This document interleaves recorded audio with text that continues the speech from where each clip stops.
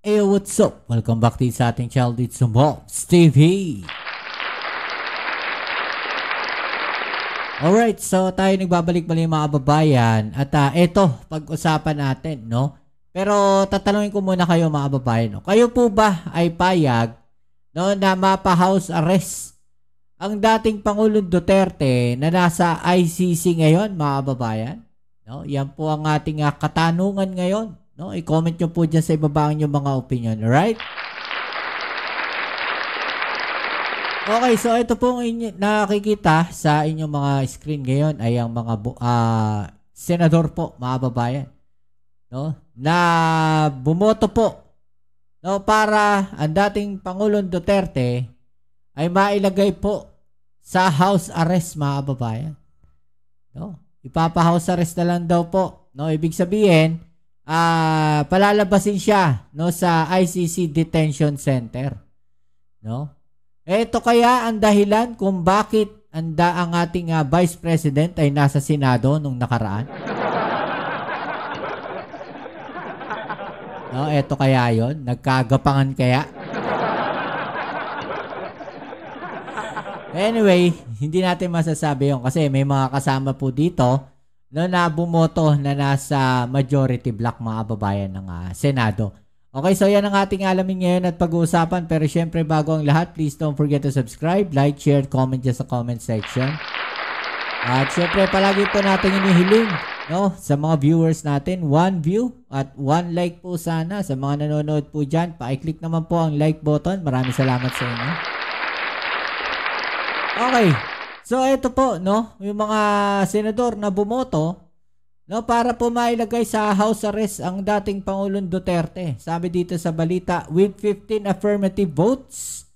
Ayan, mga babayan, 15 affirmative votes, 3 negative, and 2 abstentions.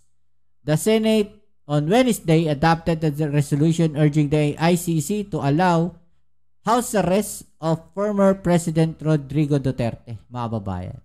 No?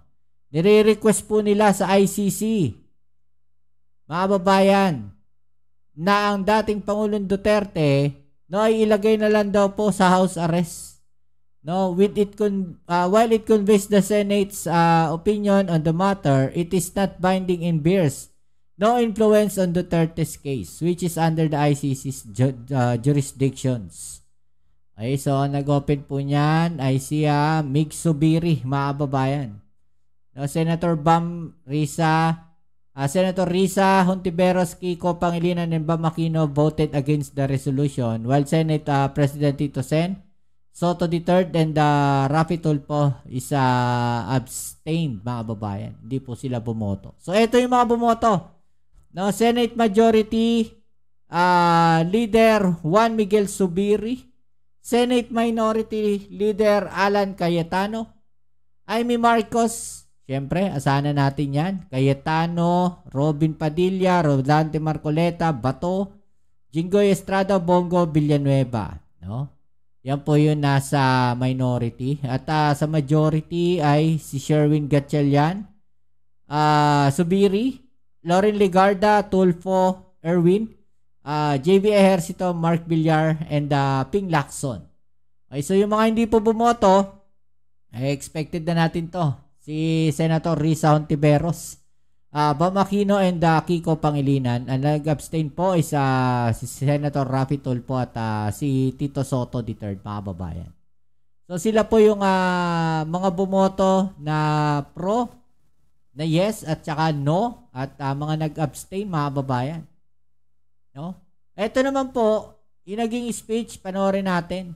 Naging speech, ito nga si Senator Bato de la Rosa, no, para hilingin po sa ICC ang house arrest ni dating Pangulong Duterte. So panoorin natin to, mga babayan. Bago man lang ako mamatay, pauwiin mo ako ng Davao. Sabi ko, tay, hindi ka pwedeng umuwi dahil hanggang ngayon hinahanting ka pa ng NPA sa galit niya sa iyo. At kung uwi ka, hindi kita mabantayan. Dahil busy ako na sa bundok ako ng Surigao, bundok ng Davao, nag-ooperate ako, naghahanap ng NPA. Ang trabaho ko, hindi kita maalagaan, hindi kita mabantayan. Namatay siya na hindi nakauwi ng Davao. Inuwi namin siya na bangkay na sa Davao. Napakalaki na pagsisisi ko. Sabi ko sana, nakauwi man lang siyang buhay. Ngayon, Mr. President, alam ko, kahit na wala akong direktang komunikasyon kay Pangulong Duterte, alam ko, deep inside my heart, bilang aking pangalawang ama, si Pangulong Duterte, alam ko deep inside my heart na the same message ang gusto niyang iparating sa akin. Bato, pauwiin mo na ako sa Davao para makakain ako ng munggo. Makakain ako ng inuuna na isda. Kaya, pag aking pakiusap ngayon sa ating mga kasamahan sa bulwagang ito, na sana, hindi pa huli ang lahat. Hindi pa huli ang lahat, na sana tayo magkakaisa. Kung mabigat man sa kalooban ninyo, ako'y nakikiusap. Na sana, isang tabi muna natin ang politika at ating paghariin sa ating puso ang ating pagiging Pilipino. Na kung saan nakaukit sa ating kultura at sa ating tradisyon ang pagmamahal, pagrespeto, pag-aruga sa mga matatanda, sa may mga sakit, at sa mga mahihina. Yan po ngayon si Pangulong Duterte. He is old, he is sick, and he is very weak. Very weak na hindi na siya makatayo. Hirap na siya makatayo ngayon. Kaya ako pinakiusap sa inyo na sana, bago huli ang lahat, alam ko suntok sa buwan itong ating pinapasa na resolution, Mr. President. ICC is beyond our control. Pero at least, nakikiusap na lang tayo. Bago man lang pumanaw si Pangulong Duterte, bago man lang siya mamatay, sana maramdaman niya na somehow, merong isang sangay o isang sanga ng gobyerno, partikular ang Senado, na nag-iisip na siya ay sana makauwi at mailagay sa house arrest. Okay, so yan po yung naging speech no, ni Senator Bato de la Rosa. At ito naman po yung kabuuan po ng balita, mga babayan. Ang resolusyong humihikayat sa ICC para payagan ang house arrest kay dating Pangulong Rodrigo Duterte. Pero may ilang senador na tumutol. Narito ang aking report. Higit 6 na buwan ang nasa detention facility ng International Criminal Court sa The Hague, Netherlands, si dating Pangulong Rodrigo Duterte para ito sa kasong crimes against humanity dahil sa kanyang kontrobersyal na war on drugs. Kaya ang mga kaalyado niyang senador naghain ng resolusyon para suportahan ng Senado ang hiling sa ICC na house arrest para sa dating Pangulo. For us as a nation, I cannot imagine what the country will do if something, I don't want to say it, but if something happens with him in the detention center at wala man tayong ginawa. Ako'y nakikiusap na sana isang tabi muna natin ang politika at ating paghariin sa ating puso ang ating pagiging Pilipino. Yan po ngayon si Pangulong Duterte. He is old, he is sick, and he is very weak. Very weak na hindi na siya makatayo. Hirap na siya makatayo ngayon. Kaya ako pinakiusap sa inyo na sana, bago huli ang lahat. Hindi naman daw nangangahulugang ipapawalang sala na ang dating Pangulo sa isinampang kaso laban sa kanya. Hinihiling ko sa aking mga kasamahan bilang mga senador ng sambayanang Pilipino. Kasama na rin ang ating mga kasamahan na sila Senator Risa, Senator Kiko, Senator Bam, na pairalin natin ang pag-unawa. Ang pagpapasyang ito ay hindi nangangahulugan ng paglimot o pag-absuelto sa mga ipinupukol sa dating Pangulo. Pagkus ay pagbibigay ng pagkakataon na makapamuhay siya sa ilalim ng makataong kondisyon. Ayon kay Senator Bongo, nag-aalala raw siya dahil mag-isa si Duterte at posibleng nakakalimutan itong inumin ang 27 gamot niya. Ilang beses na rin daw natumba si Duterte kahit nung nasa Pilipinas pa siya. Ang nakakatakot lang po ngayon, wala po siyang matatawagan, wala siyang masasabihan. At kilala ko po si Tatay Digong. Ano yun eh. Siya na mismo parang pagod na rin po siya. Pero si Senate President Tito Soto parehas daw kinukonsidera ang kondisyon ni Digong, gayon din ang mga pamilyang nagrereklamo laban sa dating Pangulo. Kaya nag-abstain siya sa inihaing resolusyon. I am supportive of any efforts to bring comfort to PRRD and to uplift his well-being during this crucial time. However, my choice or decision in my conscience might even help in further dividing the nation. Therefore, I register an abstention. Maging si Senator Raffy Tulfo, abstain din. It should be proven na meron po siyang sakit. Kasi yung po yung lumalabas sa balita na may sakit po siya, matanda na siya, hindi siya kumakain, hindi siya nakatulog. Then, if it's true, I'll cast my vote as yes. Pero without proof na yun nga talaga ang totoong pangyari, then I will abstain. Pero si Senator Risa Hontiveros hindi pumabor sa resolusyon. Wala naman daw kasing indikasyong hindi kaya ng ICC na bantayan ang kalusugan ng mga taong nasa kustodiya nila. Tila ba'y isa na naman itong patunay na ang batas ay marahas sa karaniwang Pilipino, pero malambot sa iilang may kapangyarihan. Kapag ordinaryong lolo ang inakusahan ng nagnakaw, pwedeng kulong agad at di makapagpiyansa. Pero dito, gobyerno mismo ang lumalaban para bigyan ng house arrest ang isang taong akusado ng mga napakamabigat na krimen. Si Senator Kiko, Yun yung sinasabi ng mga kababayan natin, no? Na kung saan pagka mahihirap daw at mga ordinaryong tao, ordinaryong mamamayang Pilipino, mga kababayan, no, kulong agad. No, kunyari, may isang matanda, no, na napagbintangan o sinabi na ganito na may ginawang hindi maganda o may ginawang masama, mga kababayan. No, kulong daw kaagad, okay? So dito parang ganun yung sinasabi ni Senator Risa Hontiveros.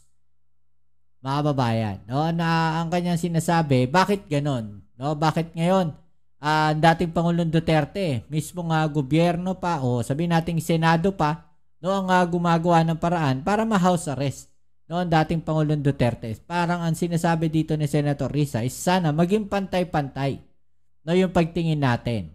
No, kung ano yung, kasi nga sabi, no one is above the law, 'di ba? Kung ano yung ginagawa doon sa mga ordinaryong mamamayan, ganun din dapat. No? Dito kay dating Pangulong Duterte. Parang ganun, no, yung sinasabi dito ni Senator Hontiveros, mga kababayan. o Pangilinan, mas panig daw sa mga nanghihingi ng ustisya. May basihan din yung daing at yung dalamhati at yung masasaktan na libo-libo nating mga kababayan. Bilang chairman ng Committee on Justice and Human Rights, nais ko mang pumanig sa isang banda. Tungkulin kong pumanig sa mga daing ng naghahanap ng hustisya. Sa huli, 15 senador ang pumabor sa resolusyon, 3 ang tumutol at 2 ang abstain. Hindi naman nabanggit sa resolusyon kung saang bansa posibleng i-house arrest si Duterte. Mga kapatid, may anlo. Okay, so yan mga kababayan, no? Anong masasabi po ninyo dyan, no? Dito sa balita na to. Diba? Parang kagaya nga na sinasabi ni Senator Risa Hontiveros, sana maging pantay-pantay, no, yung pagtingin natin. Diba? Kung ano yung ginagawa doon sa mga may hirap natin mga kababayan, doon sa mga kababayan natin, no, na matatanda na. Actually, marami nga mga matatanda na nasa kulungan pa. Diba? Dapat kunyari 80 years old o nasa kulungan pa, palayain na dapat yan. Diba? Yung mga mahaba na yung sentensya nila sa buhay nila. Diba? Palayain na dapat yung mga yan. No? Kung ang inihiling nila palayain o ilagay sa house arrest ang dating Pangulong Duterte, bakit hindi natin magawa dito sa ating bansa? Kung inihiling nila na ipa-house arrest ang dating Pangulong Duterte, bakit hindi hilingin ng mga senador no, na yung mga matatandang nakakulong dito sa ating bansa ay ilagay din, no, sa isang institusyon na mag-aalaga sa kanila. Kung wala ng pamilyang babalikan yung mga matatandang nakakulong dito sa ating bansa. Bakit hindi gawin yun ng Senado? Bakit hindi sila gumawa ng batas na ganun? Kung nakatutok sila sa paglalagay kay dating Pangulong Duterte sa house arrest, di tutukan din nila itong mga matatanda na to na nakakulong dito sa ating bansa. No, na nasa 80 years old na rin. Na mga matatanda na rin. Mahihina na rin. No? Worst comes to worst, mga wala na rin pamilyang babalikan na tuuwian. Diba? Bakit hindi gumawa ng ganun yung Senado ngayon? Diba? Kung pinipilit nilang i-house arrest ang dating Pangulong Duterte, bakit hindi nyo rin puwersahin ngayon na gumawa kayo ng isang institusyon o gumawa kayo ng isang sangay ng gobyerno na yung mga matatandang nakakulong dito sa ating bansa, no, ay ilagay din doon sa isang lugar na yon. Diba? Para masabi nating pantay-pantay. Hindi lang yung dating Pangulong Duterte. Oo, no, meron tayong binibigay na parol doon sa mga matatanda.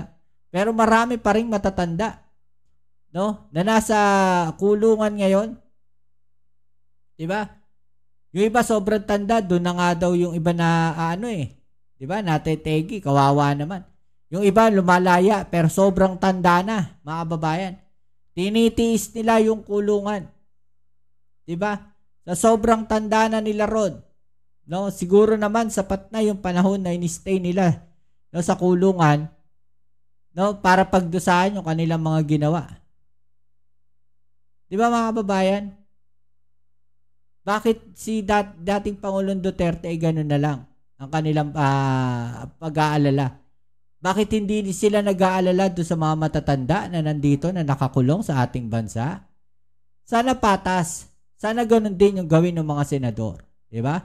Okay, so yan muli. Maraming salamat sa lahat ng mga patuloy na kasuporta dito sa ating channel. Anong masasabi po ninyo? No, i-comment na lang sa ibaba yung mga opinion at atin yung pag-usapan. Alright? Peace. I'm out.